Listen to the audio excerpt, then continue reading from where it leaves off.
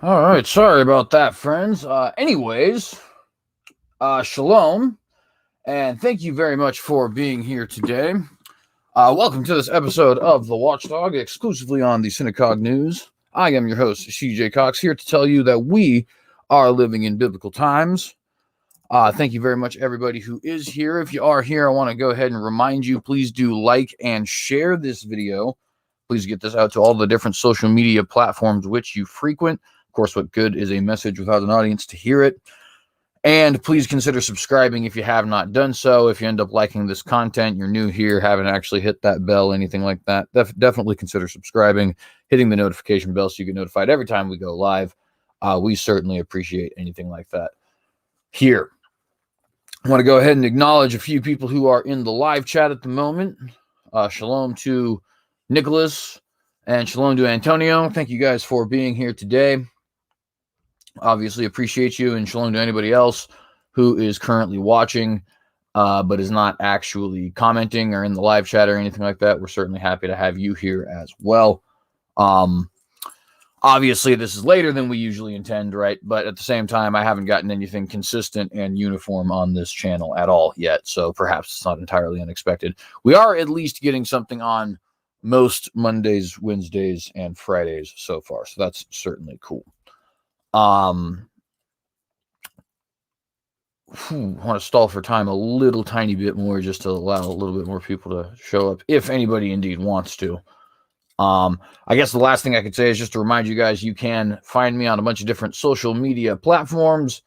I frequent Gab, Parler, Twitter, Minds, and Facebook, and you can find me at any of those places at TheCynicogue.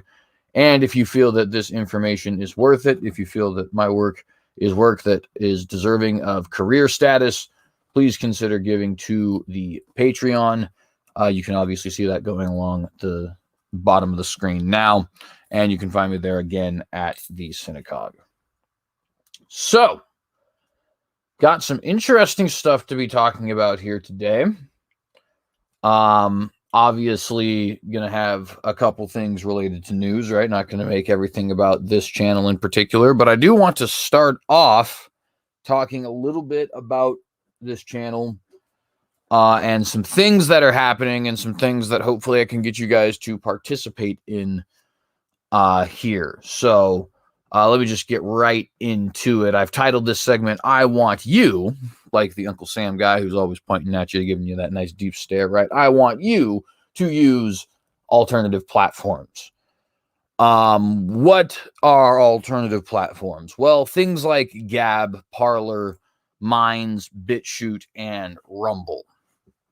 I would very much like to see people who are fans of mine following me on those different websites. And the reason I say that is actually twofold.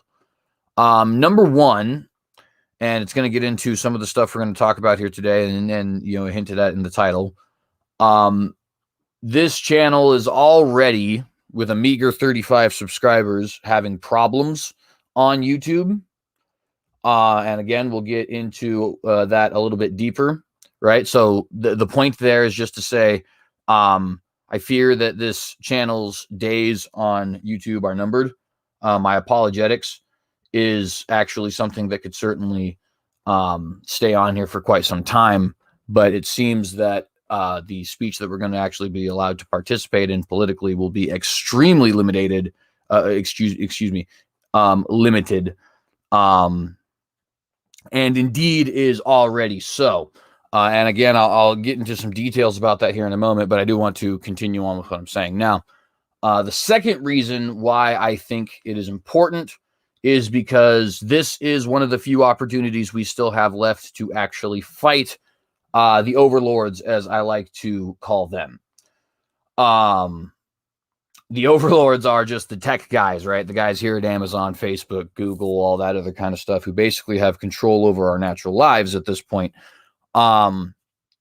Using the capitalist system is one of the ways we still have left to fight these people. And in the case of these platforms, the way that you do that is simply by using them.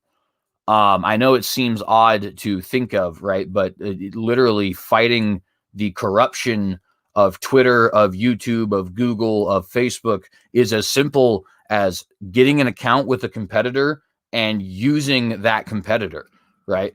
Because that's actually how you should approach these sorts of things, rather than wanting to get the government involved or something along those lines, right?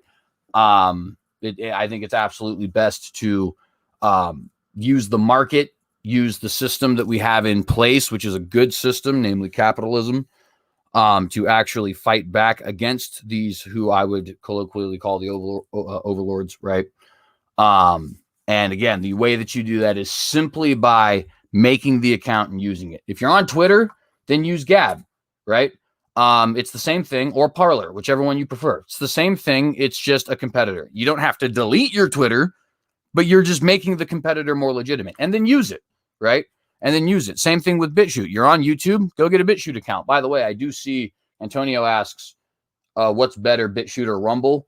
I have heard better things about Rumble, but my personal experience so far has been better on BitChute. So take that with whatever grain of salt you wish to take that with.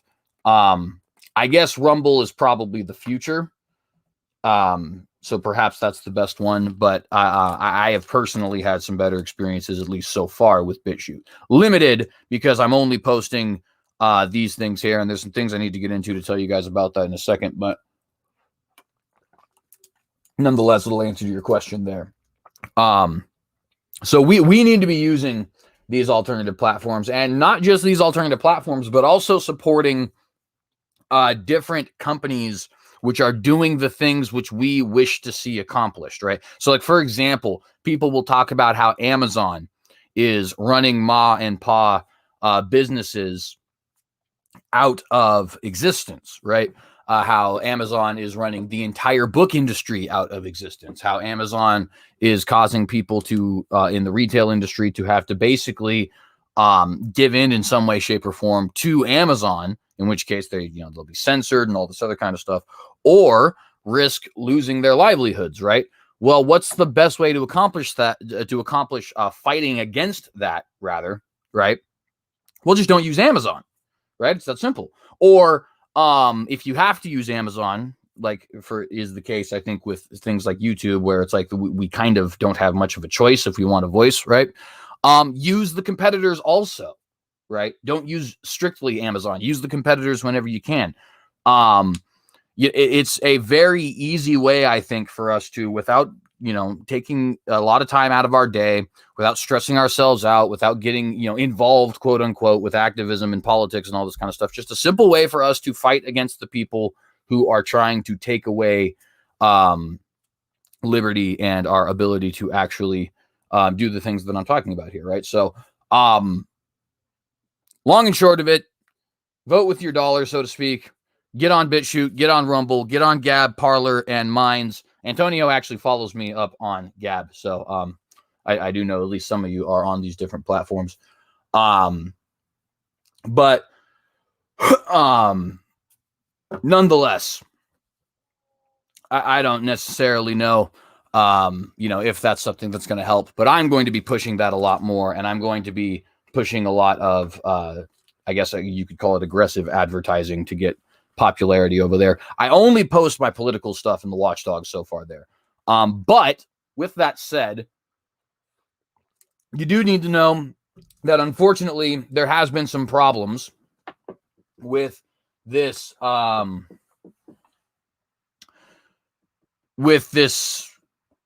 channel, I guess, and with things that have been going on, right? We've hit a lot of roadblocks, basically, is what I'm trying to communicate. That's perhaps the best way to put it, right? So what were those? What is prompting me to be a little bit more aggressive about advertising these alternative platforms, and has prompted me to have a title such as that I have today? And there's a couple things for that. some of it is entirely unrelated to channels, right?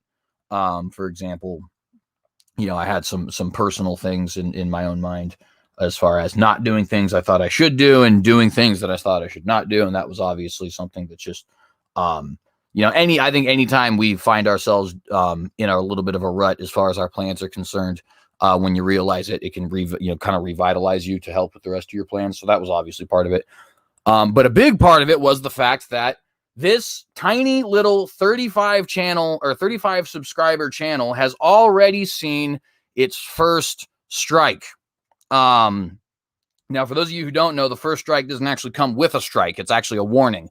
But nonetheless, the video that we did talking about Fauci, talking about my time at the Stop the Mandate rally, talking about some of the interviews I had with Ammon Bundy and Living Truth and a couple others who were down there at the rally with me, that actually got taken down.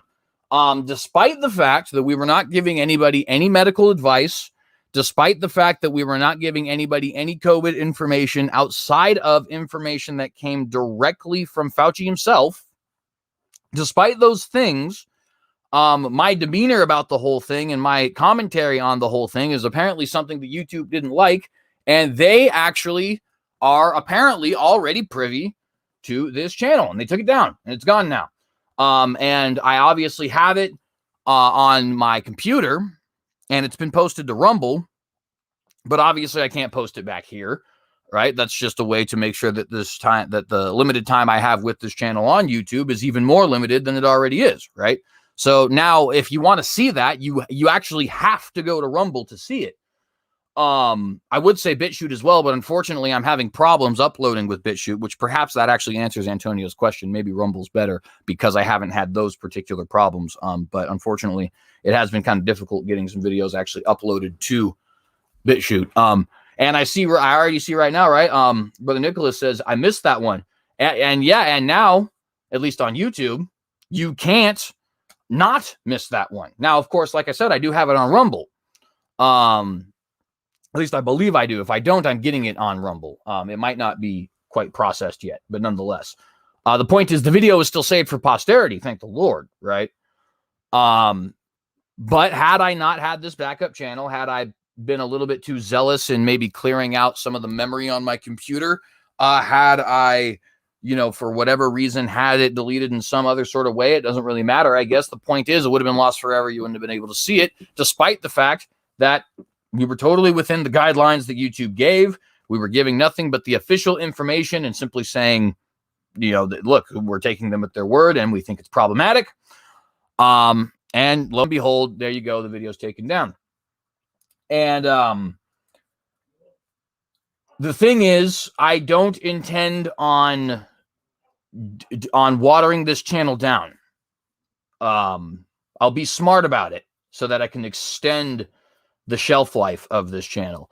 But I'm not going to water the channel down. And as a result of that, it will probably happen again, and it'll probably happen after that, and so on and so forth.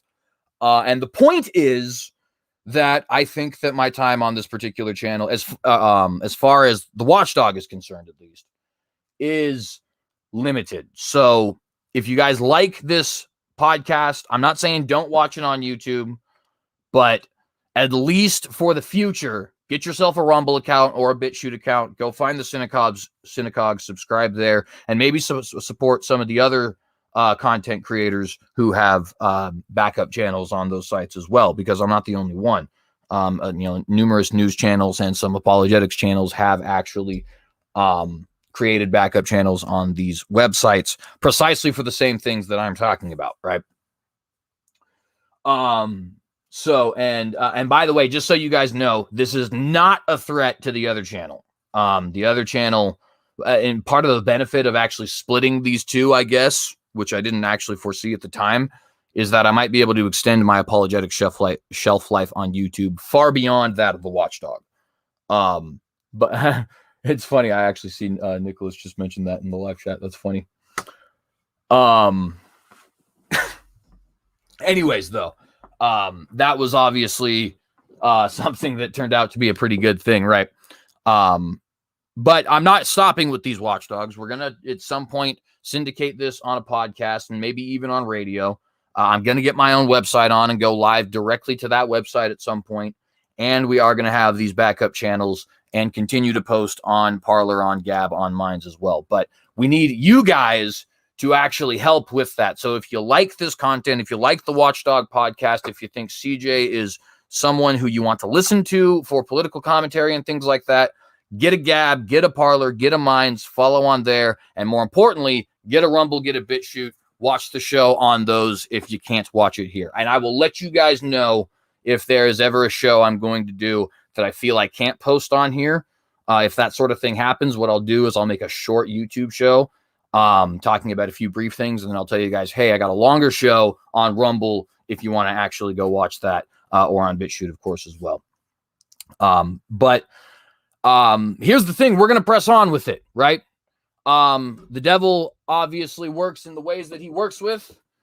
He works in our personal lives by making us lazy and by causing us to go back to sins and by causing us to get depressed and all these other sorts of things, and causing us to doubt.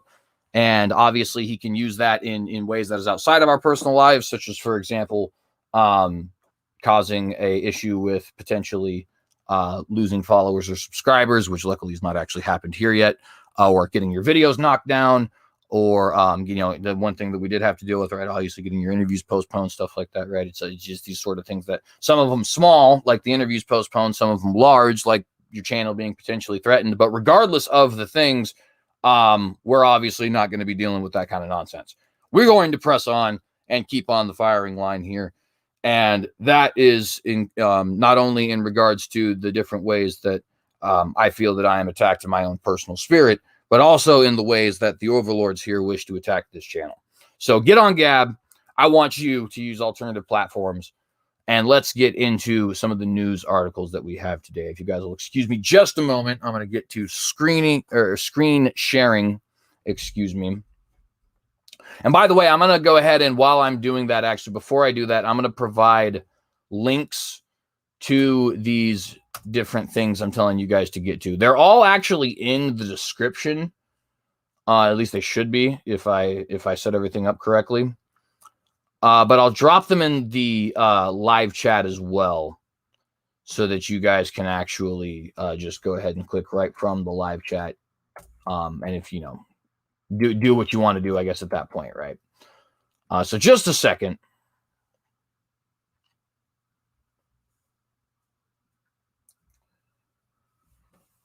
All right.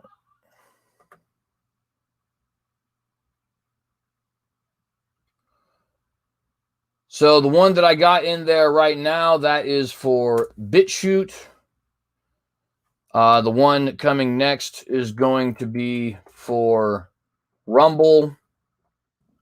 And it's not quite as vital that you get the Minds and Gab and that kind of stuff. So while I would certainly appreciate you helping us fight the overlords by getting yourself a Gab, getting yourself a Parler, and actually increasing their legitimacy there, I'm not going to actually provide those links in the live chat just for sake of time. They are in the description if you would actually like to set yourself up on those alternative platforms and support us on those alternative platforms, which I recommend that you do.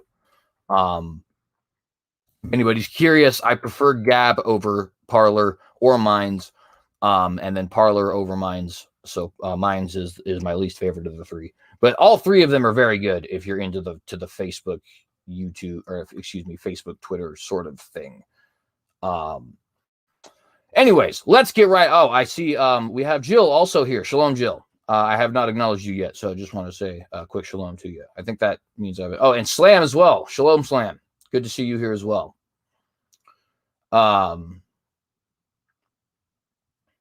Yeah, they don't like the vaccine stuff. It is really what it is, Slam. I know they probably don't like the LGBT stuff too, but the big thing so far that they're going after me with is they don't like the vaccine stuff. And Antonio says that they made a Gab TV. I'll have to look into that. That'll be interesting. I didn't know that, Antonio. I appreciate you. Well, let's get into the articles here today. we've got interesting news to share with you guys.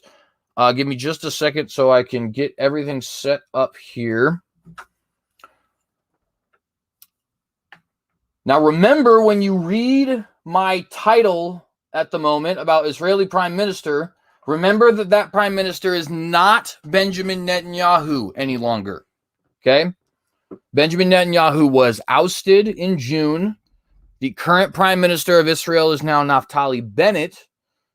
I believe Benjamin Netanyahu is leader of the opposition, which is a Senate, essentially like our own Senate Minority Whip or House Minority Leader. In a manner of speaking, obviously, the system of government is slightly different, so that's not a direct comparison. But nonetheless, I do think Netanyahu still holds that position, but the Israeli Prime Minister is currently Naftali Bennett. So just remember that when we are go into this, not that you would not be reminded immediately, right? But the Israeli Prime Minister, Naftali Bennett, has recently said, very similar to language that we're actually seeing parroted here in the United States, anti-vaxxers endanger us all. And by us all, of course, he means all of the Israelis. But this sentiment is something that, again, is being parroted by all of the different governments across the West and really across the world, right? And Naftali Bennett in this particular regard is no different. He says, anti-vaxxers endanger us all. Says, quote, if these 1 million refuse to be vaccinated, it will force the other 8 million into lockdown. Again, if these 1 million refuse to be vaccinated, it will force the other 8 million into lockdown. Now, I don't mean to be nitpicky, but just for the record, Naftali Bennett's math is incorrect. There's 8 million people in Israel total, if I'm not mistaken. I could be wrong about that, to be fair, but I'm fairly certain that his math is incorrect. And so I wanted to jab at that real quick, but of course, that's just tongue-in-cheek. We obviously want to get to the real nitty-gritty details here. And that is that even though somewhere between an eighth and a ninth of his country is saying, no, we're not going to take the vaccine. We're not going to be forced into violating our bodily autonomy just so you guys can feel more comfortable about the sniffles, right? Despite the fact that the numbers are actually that large, Naftali Bennett is actually confident enough that he is willing to isolate all of those people and even call them threats to the rest of the country and essentially threaten lockdowns if people don't actually abide with his vaccine policy. Continuing on, data shows vaccines are 91% effective at preventing serious cases, but only 39% effective at preventing transmissions. So in other words, what the people are saying now is that the vaccine is basically it helps make the disease, I guess, not as brutal, right? Perhaps less deadly could be potentially an argument that they're trying to make. But it doesn't actually do very much. Obviously, it does some. They say 39%, but they're saying it doesn't do very much in regards to actually preventing the disease, which, of course, is interesting. My understanding of vaccines was that the sole purpose of them was not to make you deal with a disease better, but actually to prevent a disease. Perhaps I could just be misinformed on that. I'm, of course, not some medical expert by any stretch. But that was my understanding of the entire purpose behind a vaccine. So if that's the narrative that people are pushing now, it sounds to me like it's contrary to the narrative I've heard my entire life about vaccination. But nonetheless, I could be misinformed about that. I think the numbers that are more important for us to focus on is 1 million versus 8 million here. Between 1/8 and 1/9 of the population of Israel is saying they are openly skeptical of this vaccine. And Naftali Bennett basically doesn't care, is what we're understanding here.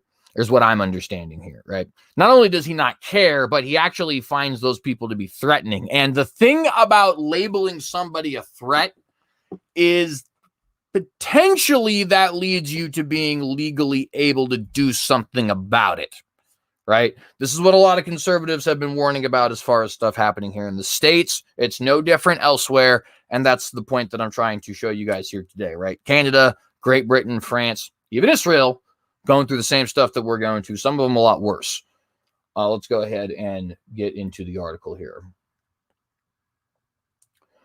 Prime Minister Naftali Bennett voiced harsh criticism of Israelis who refused to get vaccinated for COVID in a speech Thursday after the coronavirus cabinet approved reinstating the so-called Green Pass in an attempt to curb the spread of the highly contagious Delta variant in Israel.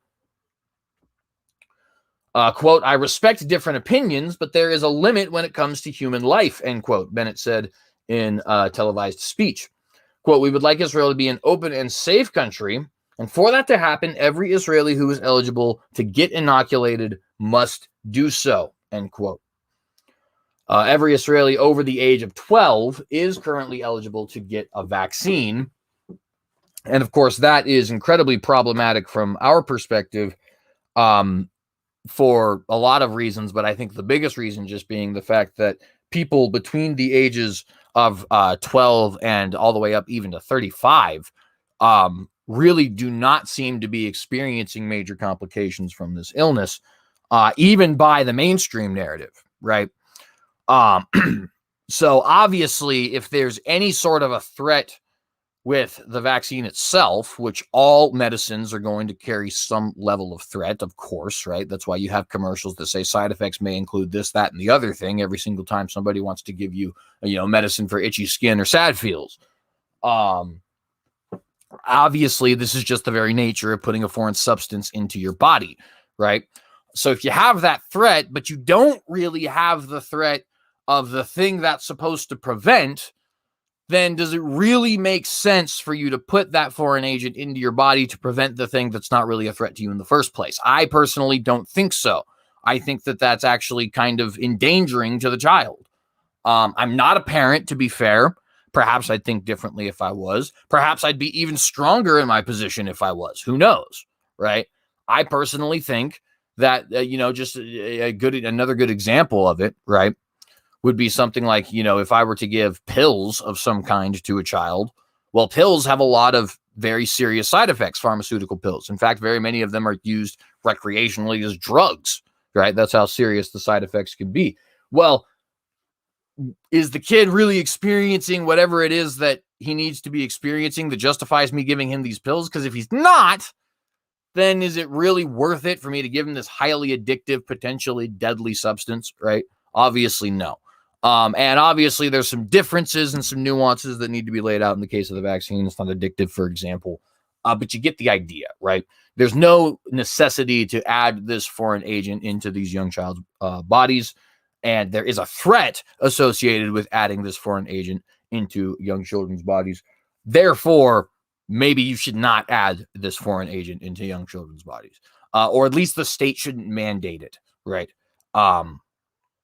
And who knows, by the way, just for the record, I was talking about, getting on other websites. I might have already said enough to where they don't like this video, just to be clear. So remember, get on BitChute, get on Rumble. Anyways, quote, the Israeli government is investing billions in order to supply vaccines all over the country, end quote, Bennett continued. Quote, and still about 1 million Israelis simply refuse to get vaccinated. Anti-vaxxers are putting their health at risk and the health of those around them. They impede the freedom of all Israelis, endangering our work, our children's studies, and our freedom to celebrate the upcoming holidays with family. If these 1 million Israelis continue to refuse to get vaccinated, it will force the other 8 million to go into lockdown, which to me sounds like a threat personally, but I don't know. I could be misinterpreting, right? I do think it's interesting that he blames anti-vaxxers, even though this article itself has already maintained that, well, it's not really that effective for preventing transmission. Either way, he blames the anti-vaxxers for the fact that people are losing their freedom and not a government that perhaps is getting a little bit too handsy, right? Because, of course, the tyrants could never say, it's us.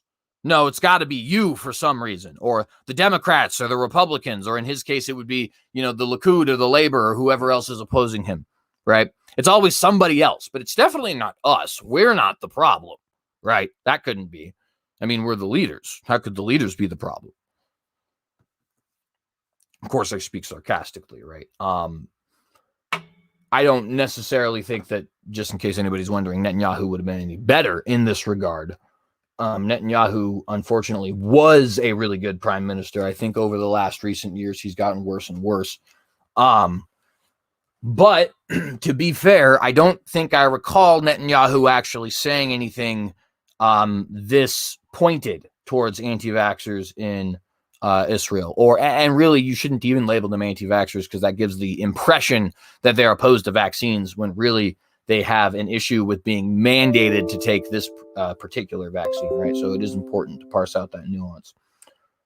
But nonetheless, the point is, I don't know that I ever heard Netanyahu actually go as far as saying these people are a threat to us and will force the rest of us in lockdown. Maybe he did, and I just don't recall. But point is, I don't think that he would have been too much better as far as getting handsy with his government paws. But nonetheless, we're talking about Naftali Bennett now, right? To that end, the Prime Minister explained the government has decided to reinstate the Green Pass system as part of, as part of which, quote, unvaccinated Israelis will not be able to enter entertainment venues and events with more than 100 participants indoors or outdoors. One more time, just so you guys know. Unvaccinated Israelis will not be able to enter entertainment venues and events with more than 100 participants indoors or outdoors, end quote. Obviously, that's pretty lame, right? That's an example of the government getting a little bit tyrannical, stretching their influence farther than they actually should be allowed to do. People might be asking, okay, well, why is that important for me as an American or a Canadian or potentially, I don't know, maybe you're from Brazil or Cuba or whatever, like vaccine mandates and things of that nature, or mask mandates, right? Obviously, we can see in a lot of countries it's already gone further than that. In Canada, for example, we see pastors being arrested. We see people obviously having their businesses fined into oblivion, right? Things of that nature. And it will continue to get worse and worse and worse. And for us as believers, which I know not necessarily everybody who watches this is a believer, but most of the people who do watch this are.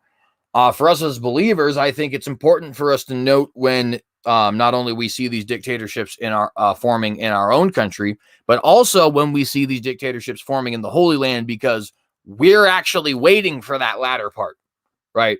In a sense, we're waiting for the former too, but we're waiting for that latter part. Obviously, not everybody has the same views on eschatology, but for the most part, most of us look to Israel as sort of a sign of the times, if you will, right? And if we're going to eventually get to a stage where Israel is signing deals with the beast and is signing deals with groups like the Vatican and stuff like that, where Israel is persecuting believers, which we know will happen according to the scripture because they execute the two witnesses, as well as the 144,000.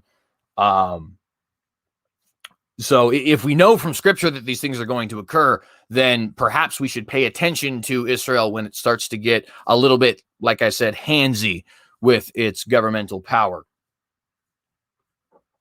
And of course, that's just my opinion, but it's obviously the opinion of at least some of you, otherwise you wouldn't be watching this. Bennett explained that unvaccinated Israelis would only be able to enter these venues if they presented proof of a negative COVID test, which they would have to pay for. Quote, there is no reason for taxpayers who fulfilled their civil duty to get immunized to fund COVID tests for those who refuse to get vaccinated, end quote, he said. Also on Thursday, the health ministry released new data indicating that the COVID vaccine was 91% effective at preventing the development of serious cases in vaccinated individuals who contract the virus, but only 39% effective at preventing transmission of the virus itself, which makes Bennett's whole speech here, null and void. Completely pointless. Excuse me one more time. The latest figures are based on cases logged from June 20th to July 17th, when the Delta variant spread throughout Israel. The ministry also said among Israelis who were vaccinated in January 2021, the vaccine was 16% effective against contracting the virus compared to 44% efficacy rate among Israelis who were vaccinated in February, and 67% of those who received their jabs in March, and 75% of those who were vaccinated in April.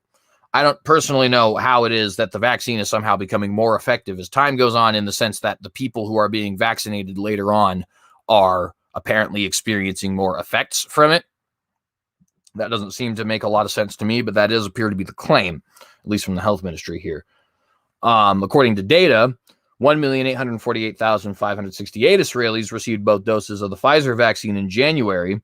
Of those, 5,770 contracted the virus, and 495 were hospitalized with cases of COVID-19, of whom 334 developed in serious cases.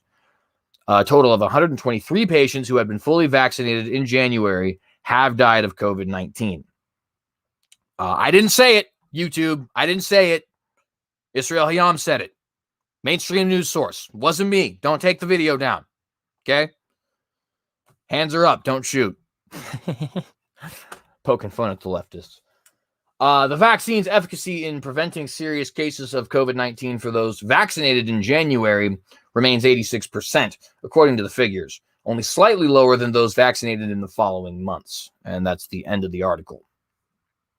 So, Bennett is very concerned with the Israeli people getting vaccinated. He's even kind of threatening lockdowns if he does not actually get everything here vaccinated, or get everybody here vaccinated.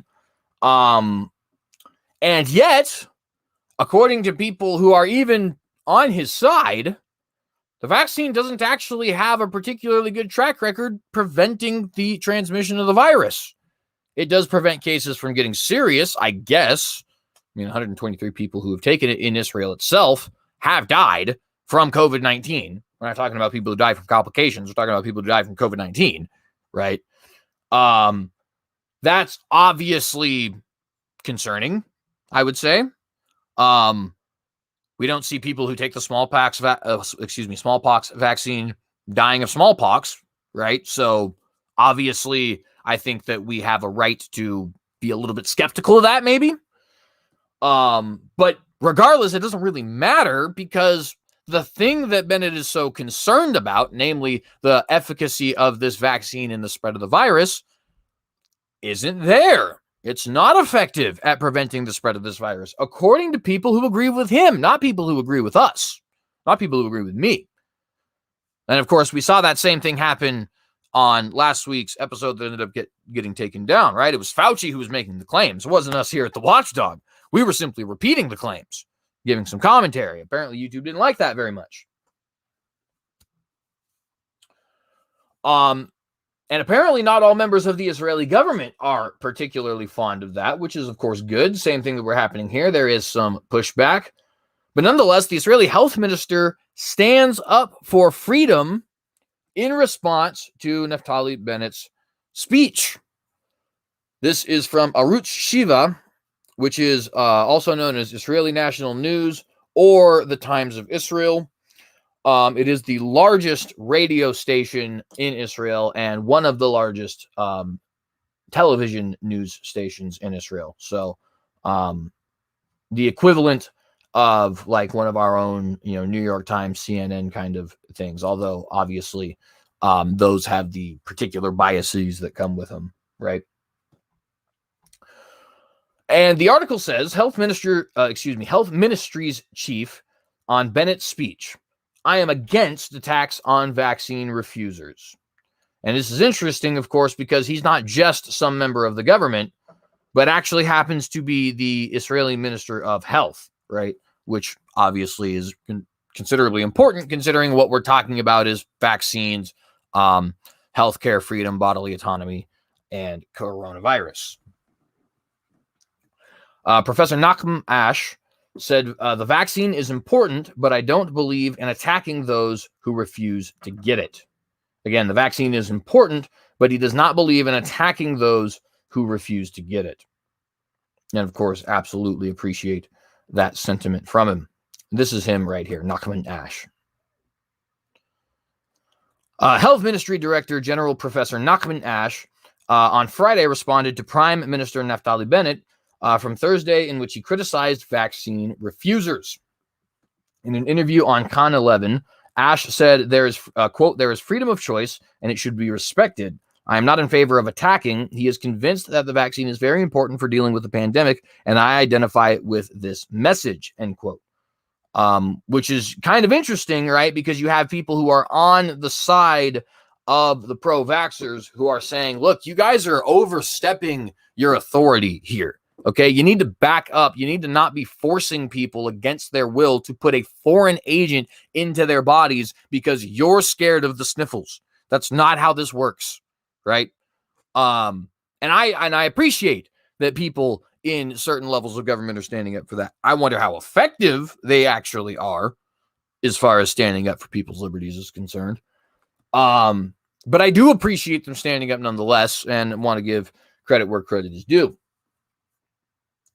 Professor Ash noted that the hardcore of people who oppose vaccines is small, and that there are many who are afraid to get vaccinated because of the new technology and fake news. And also, and I'm not even going to deny, I know that there is certainly fake news around the vaccine, right?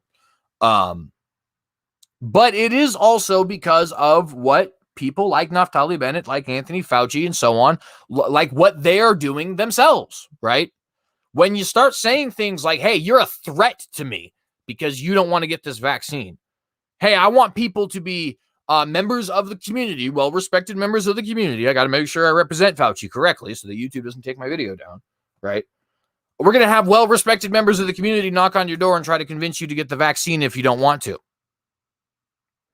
We're going to work with SMS carriers to combat vaccine misinformation over tweets and text messages, right? When y'all say stuff like that, that makes people like myself and numerous others across America and Israel and Canada and elsewhere pretty skeptical. Dare I say frightened, right? That's obvious. I mean, you are at this point overstepping your boundaries as a government, trying to essentially intimidate us, fine us, even in some cases arrest us and fire us from our jobs, make sure we're not actually able to be employed, to feed our families, to be upstanding members of the society, so on and so forth, right? To speak freely. We're not allowed to do these things unless we comply with you and get this jab. And you think that that in and of itself isn't a problem. Forget everything else. That in and of itself, you can't understand why that's a problem. You can't understand why that in and of itself makes me not want to take your jab. Frankly, if you don't get it, I can't help you. Like, I don't understand how much clearer I could possibly make it. I know a lot of y'all do get it because you're here watching it, right? And watching other places. And obviously, there's a million Israelis here. Who knows how many people here in the United States, right? I've heard 20% at least of nurses in the state of Idaho are not going to take it, which is a problem in and of itself because we have medical staffing problems here. But I digress. Back to the article quote. I know there are people who are afraid to be vaccinated in an incomprehensible and illogical way, which that's his opinion. That's fine. I obviously disagree with that for all the reasons I just explained, but let's move on. This is a great difficulty in public diplomacy. We are trying to show the facts, end quote, said the Director General of the Ministry of Health, who reiterated that the vaccine is effective against serious illness and also spoke about the variants of the virus and noted that an infrastructure should be created that will allow normal life even when there is an outbreak of new variants. Quote, we have to deal with occasional outbreaks, end quote, said Ash, stressing that the possibility of a third vaccine is on the table, but the injection will not be given without understanding its effectiveness and obtaining data on its safety. Professor Ash estimated that the number of COVID-19 patients in serious condition would increase, and this would necessitate the opening of additional COVID-19 wards in hospital. Of course, that's what they said last year, and that ended up happening virtually nowhere. Many of you will recall, actually, Trump had a ship turned into a hospital and had it actually anchored right outside of New York to help with overflow of patients, and they had to decommission it because nobody actually showed up.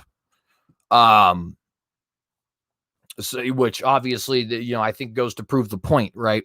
It was overreaction. But the point just kind of being that, this is just the same repetition over and over again, even though we've already seen that it was false. I don't even know if 1.7 million people have died in America so far, even though 1.7 million people were supposed to die in the first COVID-19 season, according to some of the absolutely insane projections that existed last year. Quote, "It's a situation that at least worries me at this point," end quote, Professor Ash acknowledged, adding that the enforcement of the guidelines and said that the enforcement of the isolation is the key. Quote, "If we do not keep isolation, all the steps we are taking are almost irrelevant. This is also true in relation to the Green Pass," end quote, he said. And of course, that obviously gets to some problems with Professor Ash, because even though he might be standing up for freedom in one way, he is still supportive of the Green Pass and of things of that nature. And obviously, that's not something that I personally would endorse, but y'all get the idea. So let's go ahead and get into our next article. That's a little bit of stuff about Israel and what's going on in Israel. Got a little bit of time left before we are actually hitting our hour. So I want to talk a little bit about Section 230 and how that ends up being a lot bigger of a deal than we think. So some of you may recall a couple months ago, I started discussing how a recent law in Britain that sought to hold pornography companies accountable was going to be very important for us in the near future as it pertains to conservative free speech. And people might question, well, how are you making that connection? And the way that I was making that connection, if you guys recall, was because of Section 230. And the point I was making is pornography companies are not going to be able to be held accountable for the crimes that take place on their platform if Section 230 is still in place, for the same reason that YouTube cannot be held accountable for the things that I say.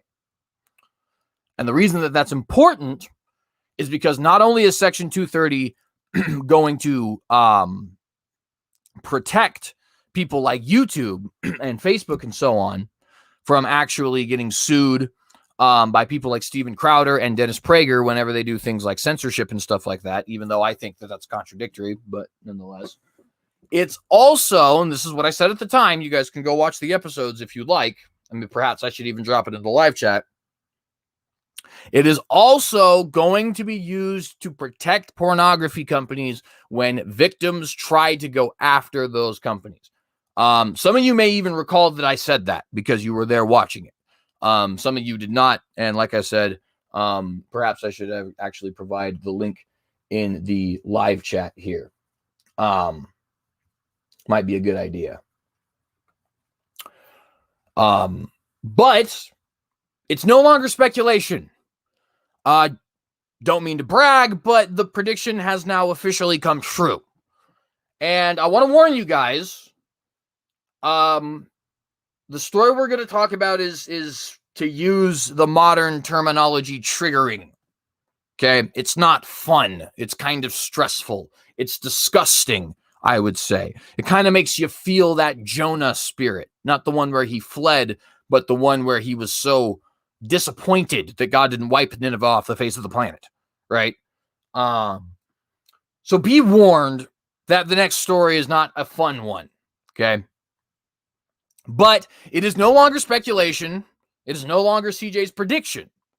Section 230 is now being employed to defend pornography companies from actually being held accountable for the crimes that take place on their platform. Don't believe me? Let's go ahead and jump into this article. I'm going to zoom in for you guys so that you can read along if you indeed do so. I don't know if you guys actually do so or not, but perhaps some of you do. And this is from Birmingham Real-Time News. It's about a month old, but it's still very important. And unfortunately, I missed it a month ago, so we're going to talk about it now. Pornhub claims immunity after video shared of Alabama teen's alleged rape.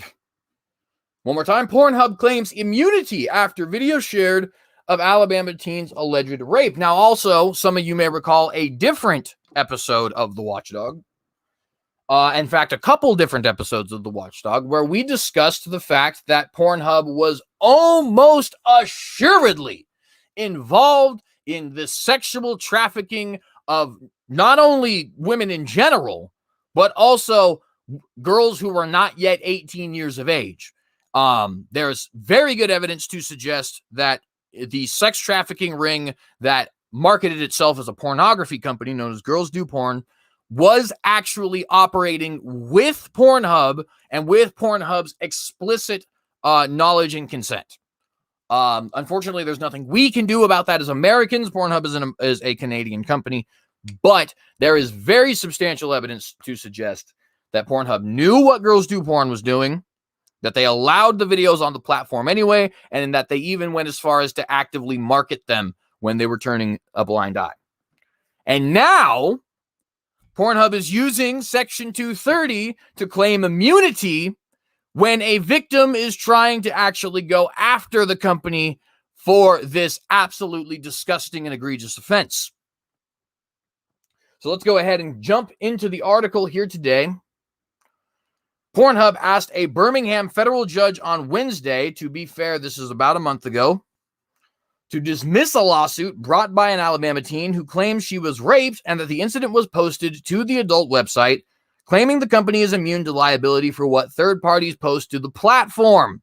Have you heard that before? The company is immune to liability for what third parties post to the platform. Where is it in American law that people actually get that kind of immunity? Well, you don't have to do guesswork. The article is going to say it for you. But perhaps the cogs in your brain should be moving already. Back to the article. MindGeek, Pornhub's parent company, said it was entitled to so-called Section 230 immunity, which it said gives internet companies, quote, broad immunity from liability for content posted to its websites by third parties. And again, that is what companies like Facebook and YouTube use to distance themselves from the content creators on their platforms. If I give you misinformation, if I slander somebody, if I start telling lies, if I commit some sort of egregious crime here, YouTube can't actually be held accountable for it, because of Section 230. Rather, only I can be held accountable for it. Obviously, YouTube abuses this because YouTube then turns around and starts operating as if they were not a platform and actually polices the content that can be on their platform. And fun fact, Pornhub does the exact same thing. We've reported on that very same thing actually in the past. But notice you're seeing this law come up again, and it's not just coming up now in a way that is important to things like freedom of speech and censorship of conservatives. It's now coming up in a way that we're talking about victims of child sex trafficking actually getting not only closure but justice for the crimes that were committed against them, and for the people and a justice to the people, on the people, if you will, who actually benefited monetarily from this disgusting act. Right? They want justice for this. And what does Pornhub have to say about that? No, we have Section 230 immunity. And the thing is, under American law, they're probably right. They're probably right. And that's a problem, in my opinion. And maybe I don't have the answers as to how exactly we fix that problem. And to be fair, I don't at the moment. But I think talking about repealing Section 230 is a start, at least. Obviously, we can't get into investigating the Girls Do Porn Pornhub link because that's a Canadian thing, and so the Canadians need to actually buck up and do that for themselves. However, we've got to be able to do something. This is disgusting. This is absolutely abhorrent. It's absurd. The 16-year-old Alabama girl, along with an underage girl from California, filed the suit in February, claiming Pornhub violated a number of laws, including the Trafficking Victims Protection Reauthorization Act, which allows victims to sue entities in civil court who benefit from, quote, a venture that it should have known was engaged in a violation, including that an act involving a child 18 years of age or under constitutes a violation, according to the complaint. Notice that it actually specifically says a venture that it should have known was engaged in a violation. It should have known that they were engaged in a violation. And there's very serious evidence to suggest that they did know. And there's even people who are making legal arguments to say, no, we have precedent to go after them. But unfortunately, Section 230 is coming back to bite us in our rears. And again, I don't have all the answers for how exactly we parse out things like internet free speech and stuff like that. But it's no longer just repeal Section 230 because it'll potentially help us with conservative free speech issues. No, we are actually seeing people getting away with trafficking little girls because of Section 230. Absolutely, positively needs to be repealed. No questions, in my opinion.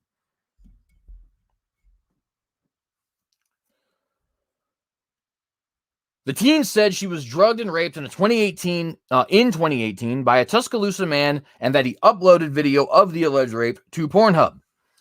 In its filing Wednesday, Pornhub said it cannot be held liable under Section 230. Notice it doesn't say, well, no, we didn't actually know about this. The charges are wrong. It says, hey, we can't be held liable because of Section 230. You guys can't actually hold us accountable for this because of Section 230. By the way, Pornhub only started actually creating parameters so that this kind of thing stopped happening after Girls Do Porn was busted for its sex trafficking ring, which was less than 1 year ago. Just to give you an idea of how recent this is. We're talking about an unfortunate event that took place in 2018. But Pornhub hasn't stopped this behavior until, what was it, like September? October, something along those lines of 2020. It wasn't that long ago. In fact, it might have even been 2021. My memory could be fleeting me at the moment. And it could have actually been 2021. I think it might be actually that I was misremembering there. I think it was in early 2021.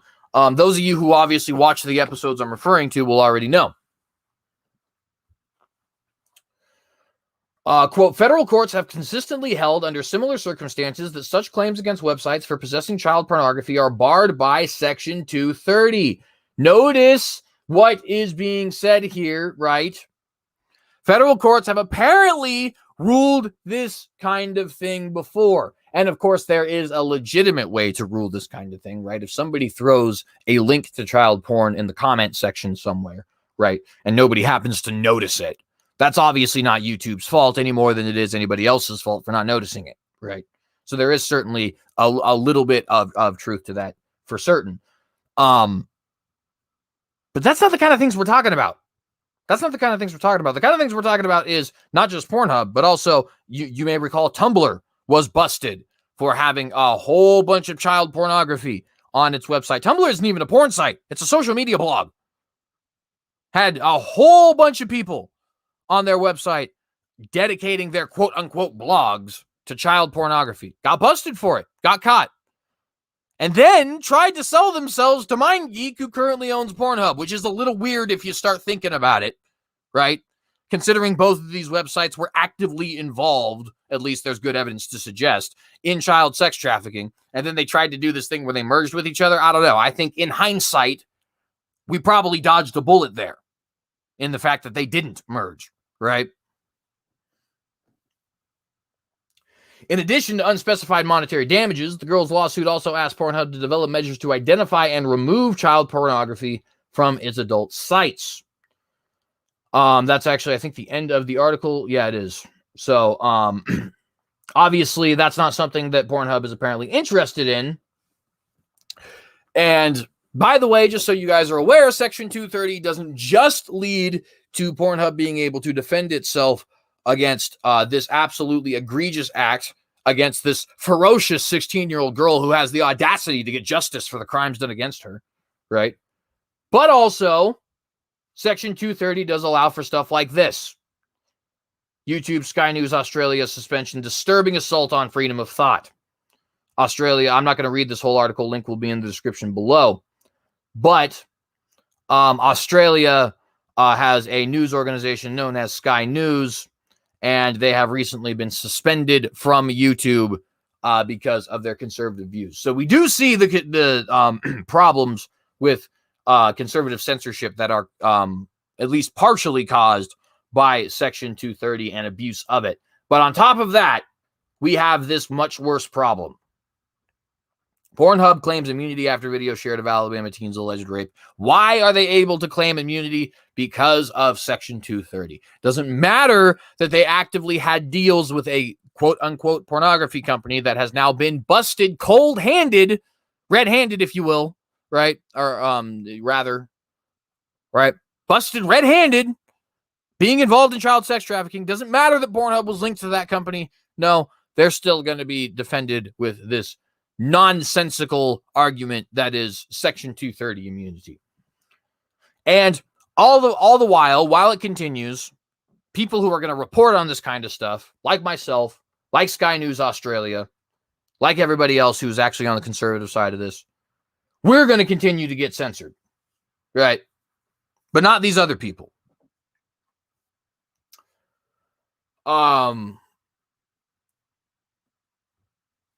Obviously, I don't know what else to say besides that, right? Section 230 is not a protection for free speech, as I'm saying here in my title, right? Or in my head. It's not for protection for free speech. It's immunity for crooks and criminals. Immunity for traffickers, for pedophiles, for Marxists who want to censor your speech and influence your elections in ways that are supposed to be illegal. But hey, what do I know, right? I'm just some dude who is sitting up here ranting about stuff on his computer, talking conservative politics. If you like my talking of conservative politics here, if you think that I am deserving of making this into some kind of a career, please consider liking and sharing this video. Please consider getting this video out to all the different social media platforms which you frequent. Of course, what good is a message without an audience to hear it? Please consider hitting that bell so you get notified every time we go live. I do post political debates here whenever I have them, but for the most part, Watchdogs will go live Monday, Wednesday, and Friday. Please remember to follow us on Minds, Twitter, Facebook, Gab, or Parler, especially Gab, Parler, and Minds, because those are alternative platforms. You can find me at TheCynicogue, same place you'd be able to find me, or same way you'd be able to find me here, although obviously this is TheCynicogue News. And then also be sure to check us out on Rumble and BitChute. We do post the videos there as well, same day or the day after, though not actually live. You do have to pay to get live feeds onto BitChute and Rumble. And unfortunately, we do not have the funds yet to actually do that. Which reminds me, if you guys really do think that I am deserving of turning this into a career, you can actually give to the Patreon here. I certainly appreciate anybody who feels led to do so. I do aim on making apologetics and journalism my full-time job at some point. And if you guys would like to make that happen, feel I'm deserving of making that happen, link is in the live chat as well as the description. And that is everything I have for you guys today.